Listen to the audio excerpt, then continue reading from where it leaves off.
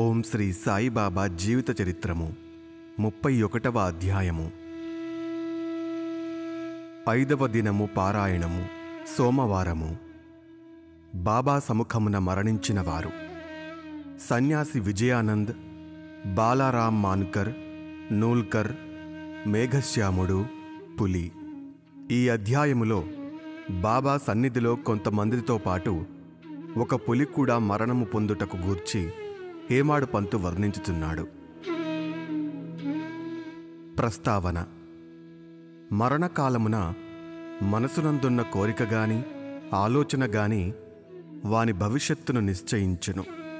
భగవద్గీత 8వ అధ్యాయమున 5-6 శ్లోకములతో శ్రీకృష్ణుడు ఇట్లు చెప్పియున్నాడు: ఎవరైతే వారి అంత్యదశయందు నన్ను జ్ఞప్తియందుంచుకొందురో వారు నన్ను చేరెదరు.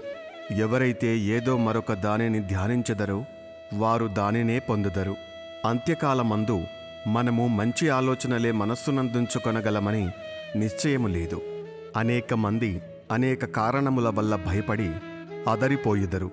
కావున అంత్య సమయమందు మనస్సును నిలకడగా ఏదో మంచి ఆలోచన ఎందే నిలపవలనన్నచో నిత్యము దానిని అభ్యసించుటవసరము. భగవంతుని ధ్యానము చేయుచు జ్ఞప్తియందుంచుకొని ఎల్లప్పుడూ భగవన్నామ స్మరణ చేసినచో మరణకాలమందు గాబరా పడకుండా ఉండగలమని యోగీశ్వరులందరూ మనకు బోధించుచుందురు.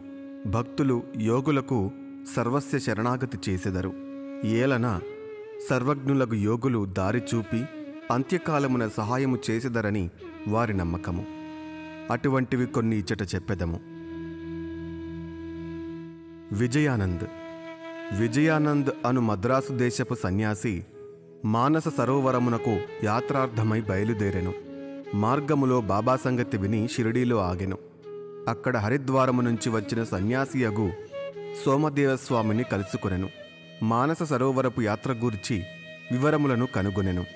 ఆ స్వామి సరోవరము గంగోత్రికి 500 మైళ్ల పైన గలదనియు ప్రయాణమున గలుగు కష్టములన్నిటినీ వర్ణించెను. మంచు ఎక్కువనియు భాష ప్రతి 50 క్రోసులకు మారుననియు భూటాన్ ప్రజల సంశయ నైజమును వారు యాత్రికులను పెట్టు కష్టములు మొదలగు వానిని చెప్పెను. దీనిని విని సన్యాసి నిరాశ చెంది యాత్రను మానుకొనెను. అతడు బాబా వద్దకేగి సాష్టాంగ నమస్కారము చేయగా బాబా కోపగించి ఇట్లనెను: ఈ పనికిరాని సన్యాసిని తరిమివేయుడు. వాని సాంగత్యము మనకుపయుక్తముగాదు. సన్యాసికి బాబా నైజము తెలియనందున అసంతృప్తి కలిగెను. కూర్చుండి జరుగుచున్న విషయములన్నిటినీ గమనించుచుండెను. అది ఉదయమున జరుగు దర్బారు సమయము. వారి పాదములకు అభిషేకము చేయుచుండిరి. వారి బొటన వ్రేలు నుండి తీర్థమును కొందరు త్రాగుచుండిరి. కొందరు దానిని కండ్లకద్దుకొనుచుండిరి. కొందరు బాబా శరీరమునకు అత్తరు చందనములను పూయుచుండిరి. జాతి మత భేదములు లేక అందరూ సేవ చేయుచుండిరి. బాబా తనను కోపించినప్పటికీ అతనికి బాబాయందు ప్రేమ కలిగెను. కావున అతనికి ఆ స్థలము విడిచిపెట్టుటకిష్టము లేకుండెను. అతడు షిరిడీలో 2 రోజులుండిన పిమ్మట తల్లికి జబ్బుగానున్నదని మద్రాసు నుండి ఉత్తరము వచ్చెను. విసుగు చెంది అతడు తన తల్లి వద్దకు పోగోరెను. కాని బాబా ఆజ్ఞ లేనిదే షిరిడీ విడువలేకుండెను. ఉత్తరము తీసుకొని బాబా దర్శనమునకై వెళ్ళెను.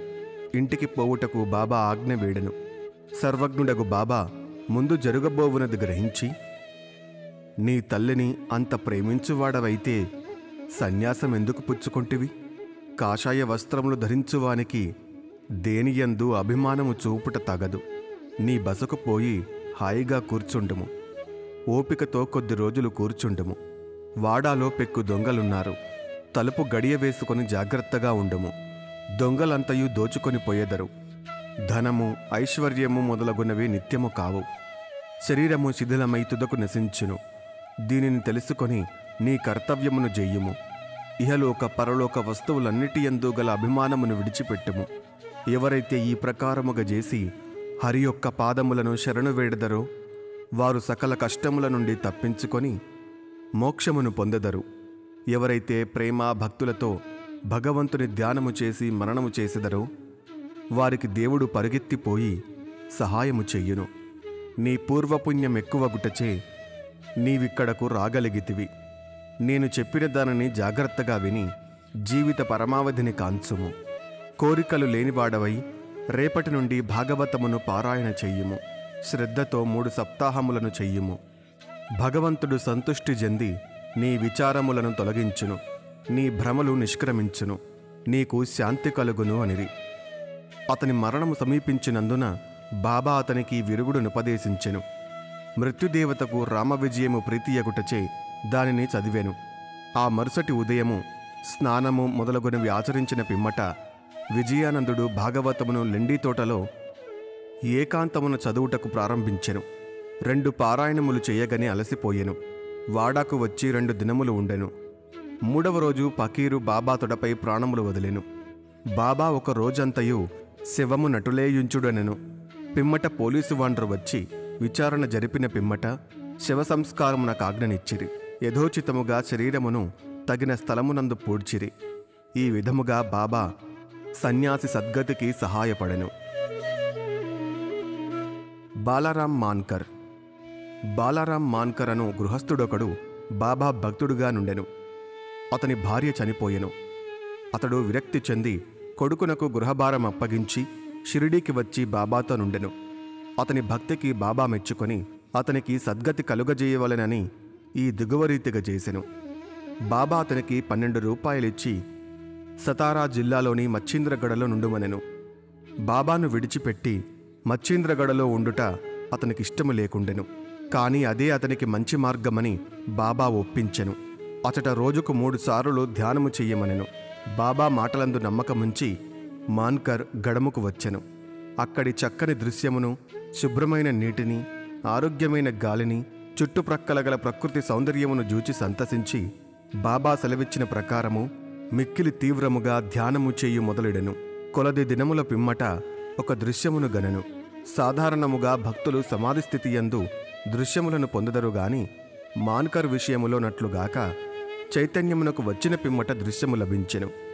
అతనికి బాబా స్వయముగా గాన్పించెను. మాన్కర్ బాబాను జూచుటయేగాక తనను అచటకేల పంపితివని అడిగెను. బాబా ఇట్లు చెప్పెను: షిరిడీలో అనేక ఆలోచనలు నీ మనస్సున లేచెను. నీ చంచల మనస్సునకు నిలకడ కలుగజేయవలెనని ఇచటకు పంపితిని. కొంతకాలము గడిచిన పిమ్మట మాన్కర్ గడుమును విడిచి బాంద్రాకు పయనమయ్యెను. పూనా నుండి దాదరకు రైలులో పోవలను అనుకొనెను. టికెట్టు కొరకు బుకింగ్ ఆఫీసుకు పోగా అది మిక్కిలి క్రిక్కిరిసి ఉండెను. అతనికి టికెట్టు దొరకకుండెను. లంగోటి కట్టుకొని కంబళీ కప్పుకొని ఒక పల్లెటూరి వాడు వచ్చి మీరెక్కడికి పోవుచున్నారు అని అడిగెను. దాదరుకని మాన్కర్ బదులు చెప్పెను. అతడు ఇట్లనెను: దయచేసి నా దాదరు టికెట్టు తీసుకొనుము. నాకవసరమైన పని ఉండుటచే దాదరుకు వెళ్ళుట మానుకొంటిని. టిక్కెట్టు లభించినందున మాన్కర్ ఎంతో సంతసించెను. జేబులో నుంచి పైకము తీయునంతలో ఆ జానపదుడు అంతర్ధానమయ్యెను. మాన్కర్ ఆ గుంపులో అతనికై వెదకెను. కాని లాభము లేకపోయెను. అతని కొరకు బండి కదులునంత వరకు ఆగెను. కాని వాని జాడయే కానరాకుండెను. మాన్కరుకు కలిగిన వింత అనుభవములందు ఇది 2వది. ఇంటికి పోయి వచ్చి తిరిగి మాన్కర్ షిరిడీ చేరెను. అప్పటినుంచి షిరిడీలోనే బాబా పాదములను ఆశ్రయించి ఉండెను. వారి సలహాలను అనుసరించి నడుచుకొనుచుండెను. తుదకు బాబా సముఖమున వారి ఆశీర్వాదములతో ఈ ప్రపంచమును విడిచినందువలన అతడెంతో అదృష్టవంతుడని చెప్పవచ్చును. తాత్యాసాహెబు నూల్కర్. తాత్యాసాహెబు నూల్కర్ గూర్చి హేమాడ్ పంతు ఏమీయూ చెప్పియుండలేదు. వారు షిరిడీలో కాలము చేసిన వారని మాత్రము చెప్పెను. సాయిలీలా పత్రిక నుంచి ఈ వృత్తాంతమును గ్రహించితిమి. 1909వ సంవత్సరములో తాత్యాసాహెబు పండరీపురములో సబ్జడ్జిగా నుండెను. అప్పుడు నానాసాహెబు చాందోర్కర్ అచట మామలతదారుగా నుండెను. ఇద్దరూ చాలాసార్లు కలుసుకొని మాట్లాడుచుండెరి. తాత్యాసాహెబుకు యోగులయందు నమ్మకము లేకుండెను. నానాసాహెబుకు వారి యందు మిగుల ప్రేమ. అనేక పర్యాయములు నానాసాహెబు నూల్కర్కు బాబా లీలలను చెప్పి షిరిడీకి పోయి వారి దర్శనము చెయ్యమని బలవంత పెట్టెను. తుదకు 2 షరతులపై నూల్కర్ ఒప్పుకొనెను. అందులో ఒకటి బ్రాహ్మణ వంటవాడు దొరకవలెను. రెండవది బహుకరించుటకు చక్కని నాగపూర్ కమలాఫలములు దొరకవలెను. భగవత్ కటాక్షముచే ఈ 2ను తటస్థించెను. ఒక బ్రాహ్మణుడు నానాసాహెబు వద్దకు రాగా అతడు వానిని తాత్యాసాహెబు నూల్కర్ వద్దకు పంపెను. ఎవరో గాని 100 కమలాఫలములను నూల్కర్కు పంపిరి. 2 షరతులు నెరవేరుటచే తాత్యాసాహెబు షిరిడీకి తప్పక పోవలసి వచ్చెను. మొట్టమొదట బాబా అతనిపై కోపగించెను. క్రమముగా బాబా అవతార పురుషుడని తగిన నిదర్శనములు తాత్యాసాహెబు నూల్కర్కు లభించెను. కనుక అతడు బాబా ఎడ మక్కువ పడి తన అంత్యదశ వరకు షిరిడీలోనే ఉండెను. తన అంత్యదశలో మతగ్రంథములు పారాయణము వినెను. చివరి సమయములో బాబా పాదతీర్థము అతనికిచ్చిరి. అతని మరణవార్త విని బాబా ఇట్లనెను, అయ్యో, తాత్య మనకంటే ముందే వెళ్ళిపోయెను, అతనికి పునర్జన్మము లేదు. మేఘశ్యాముడు 28వ అధ్యాయములో మేఘుని కథ చెప్పితిమి. మేఘశ్యాముడు మరణించగా గ్రామవాసులందరూ శవము వెంట వెళ్ళిరి. బాబా కూడా వెంబడించెను. బాబా అతని శవముపై పువ్వులు చల్లెను. దహన సంస్కారమైన పిమ్మట బాబా కంట నీళ్లు కారెను. సాధారణ మానవుని వలె బాబా చింతావిచారమగ్నుడైనట్లు కనపడెను. శవమంతయు పూలతో కప్పి దగ్గరి బంధువు వలె ఏడ్చి బాబా మసీదుకు తిరిగి వచ్చెను. యోగులనేకులు భక్తులకు సద్గతినిచ్చుట విందుము. కాని బాబా గొప్పదనము అమోఘమైనది. క్రూరమైన పులి కూడా వారి వలన సద్గతినే పొందెను. ఆ కథయే ఇప్పుడు చెప్పుదును. బాబా సమాధి చెందుటకు 7 రోజుల ముందు ఒక విచిత్రమైన సంగతి షిరిడీలో జరిగెను. ఒక నాటుబండి వచ్చి మసీదు ముందర ఆగెను. ఆ బండిపై ఇనుప గొలుసులతో కట్టియుంచిన పులి ఉండెను. దాని భయంకరమైన ముఖము వెనుకకు తిరిగి ఉండెను. దానిని 3 దూర్వీషులు పెంచుచూ ఊరూరు త్రిప్పి డబ్బు సంపాదించుకొనుచుండిరి. అది వారి జీవనోపాధి. ఆ పులి ఏదో జబ్బుతో బాధపడుచుండెను. అన్ని విధముల ఔషధములను వాడిరి. కాని వారి ప్రయత్నములు నిష్ఫలమయ్యెను. బాబా కీర్తి విని వారు దానిని షిరిడీకి తీసుకొని వచ్చిరి. దానిని గొలుసులతో పట్టుకొని ద్వారము వద్ద నిలబెట్టి దూర్వేషులు బాబా వద్దకు పోయి దాని విషయమంతయు బాబాకు చెప్పిరి. అది చూచుటకు భయంకరముగా నుండియు జబ్బుతో బాధపడుచుండెను. అందుచే అది మిగుల చికాకు పడుచుండెను. భయాశ్చర్యములతో దానివైపు ప్రజలందరూ చూచుచుండిరి. బాబా దానిని తన వద్దకు తీసుకొని రమ్మనెను. అప్పుడు దానిని బాబా ముందుకు తీసుకొని వెళ్ళిరి. బాబా కాంతికి తట్టుకొనలేక అది తలవాల్చెను. బాబా దానివైపు చూడగా అది బాబా వైపు ప్రేమతో చూచెను. వెంటనే తన తోకను నేలపై 3 సార్లు కొట్టి తెలివి తప్పి క్రిందపడి చచ్చెను.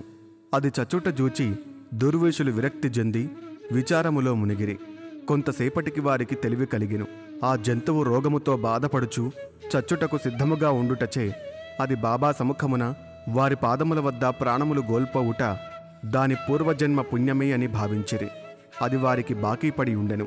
దాని బాకీ తీరిన వెంటనే అది విమోచనము పొంది బాబా పాదముల చెంత ప్రాణములు విడిచినది. యోగుల పాదములకడ వినమ్రులై ప్రాణములు విడిచువారు రక్షింపబడుదురు. వారెంతో పుణ్యము చెయ్యనిదే వారికి అట్టి సద్గతి ఎట్లు కలుగును? ఓం నమో శ్రీ సాయినాథాయ. శాంతి శాంతి శాంతి. 31వ అధ్యాయము సంపూర్ణము.